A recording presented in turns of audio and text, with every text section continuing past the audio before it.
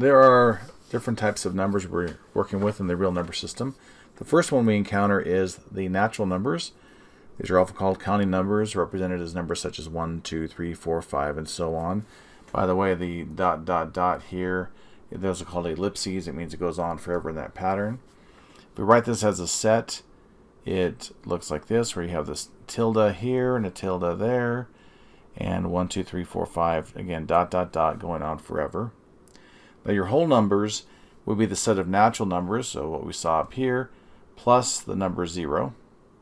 So you get 0, comma, 1, 2, 3, 4, 5, ...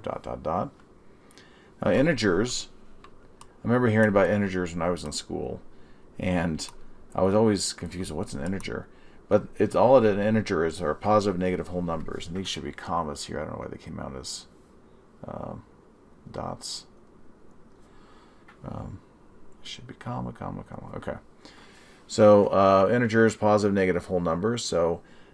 negative 3, negative 2, negative 1, 0, 1, 2, 3, ... That's the pattern that's going on with. So it goes from negative infinity to infinity, but those are the positive, negative. And I say whole numbers with the air quotes because negative numbers aren't whole numbers. But the absolute value of an integer is a whole number. Maybe that's the way I should say it.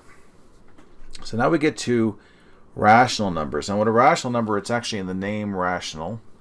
So it's a ratio of two numbers, m over n, where they're both integers, and n is not equal to 0. So I wrote this in what we call set builder notation, and that's notation that describes what the numbers are. It doesn't give an example so much. So that's m over n. This vertical line means such that m and n are integers, where n is not 0, because you can't divide by 0.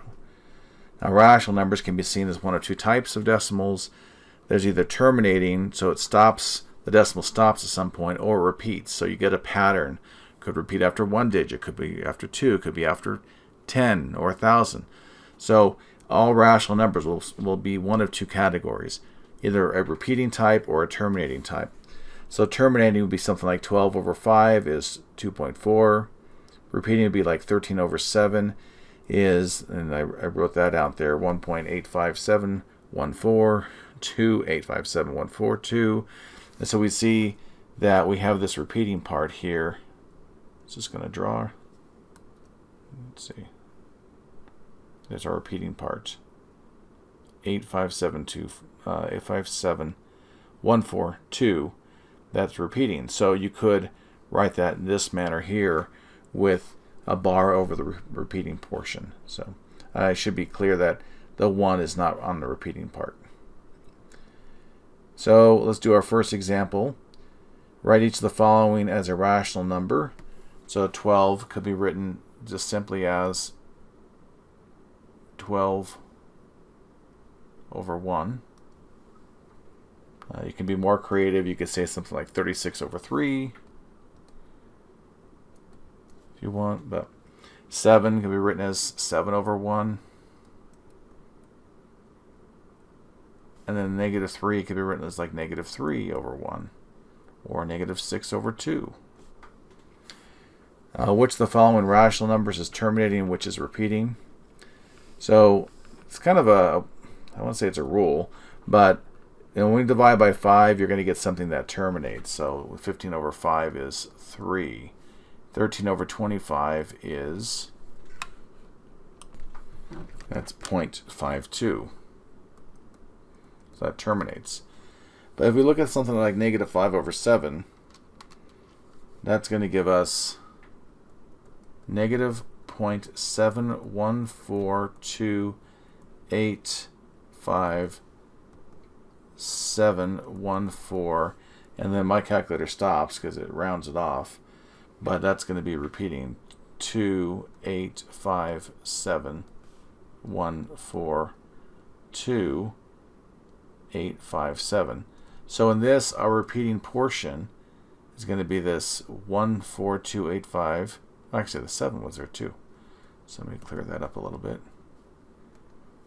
So 71485, 7142, 85, 714285. So we could write this as 0.7 1, 4, 2, 8, 5 with a bar over it. Okay. Now the next set of numbers will be irrational numbers, and these are numbers that can't be written as a ratio of two numbers. They neither repeat nor terminate. So cannot be written as a ratio of two numbers.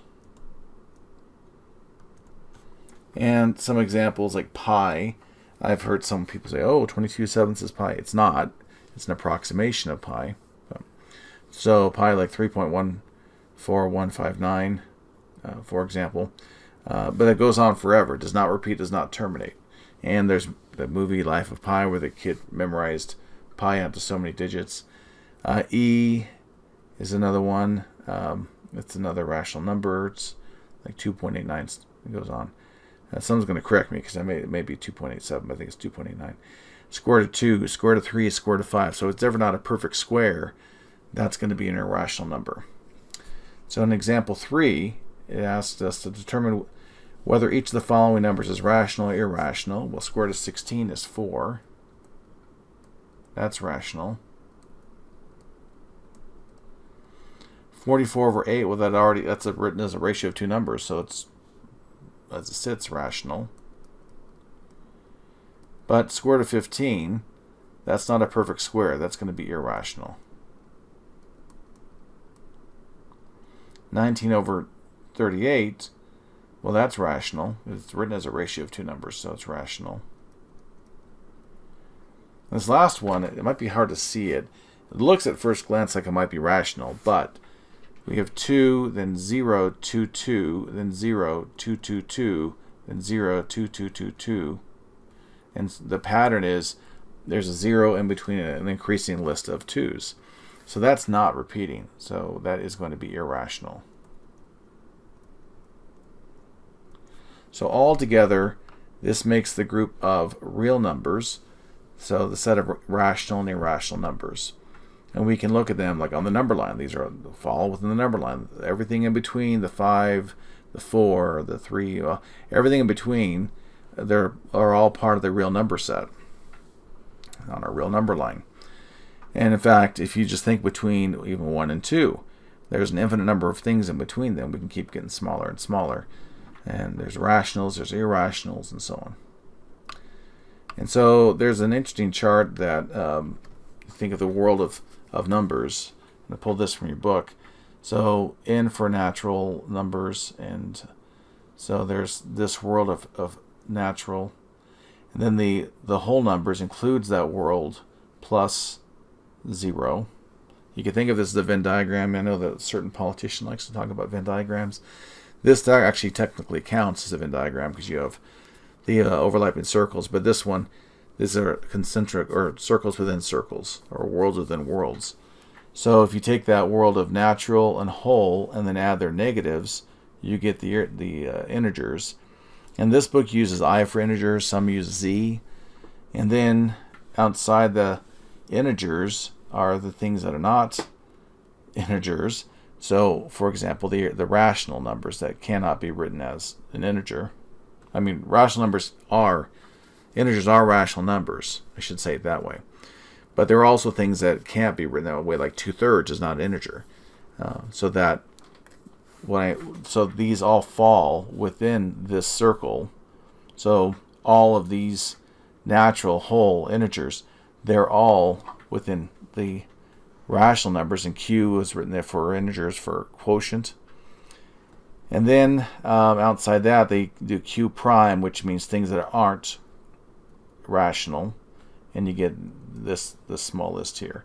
So that's a kind of a way to view the world of numbers. And I often try to relate it to, like, you have your neighborhood that's in a city, that's in a state, that's in a country, and then you have things outside the country. So I try to relate it that way. Let's go on to this next example. Classify each number as either positive or negative and either rational or irrational. So this first one is positive. And it is the square root of 35, which is not a perfect square, so that's irrational. The next one, I'm seeing a repeating pattern here. It's negative, so negative and rational. 37/15, just as it sits, it's a ratio of two numbers, so it's rational, positive and rational. Negative square root of 7/3 now. So someone's going to come back and say, well, that's a ratio, except that numerator is not an integer. So that's square root of 7 is irrational, so this is irrational. And of course, it's negative. And then we have 4.31215. It stops, it terminates, so it's positive and it's rational. So for example 5, it says classify each number as being a natural number n, whole number w, integer z, rational number q. So remember the chart said I above, z is also used for integers, and that's actually more common. Rational q or irrational number, and that should have been like q prime. Okay, so this first one, it is not natural, it's not whole, it's not integer, but it is rational. Actually, 48/16, that's 3. So I guess we could say this is natural, whole, integer, and rational. 0, it's not natural, but it is whole and integer, and 0/10 is rational. Square root of 225, that is 15. So that's natural, whole, integer, and rational. Square root of 34, though, that's none of them. So that is q prime. And here we have 6.375. Okay, so that's what's repeating. So this would be rational. For -2, that's going to be whole, not whole, duh, because it's negative. But it is going to be integer and, integer z, and rational. So I got those backwards. 9/4, it's a ratio of two numbers, so it's just going to be rational. 36/15, that could be reduced to be like 12/5, but we're still not going to be a whole number or an integer, so that's going to just be a rational number. Okay. So our summary of our sets of numbers, natural numbers there, whole numbers, integers, rational, irrational. So I'm going to stop this video with that. It's kind of a long, I'm trying to do shorts. This is kind of a long one. So, and then we're going to get to the next video, properties of real numbers.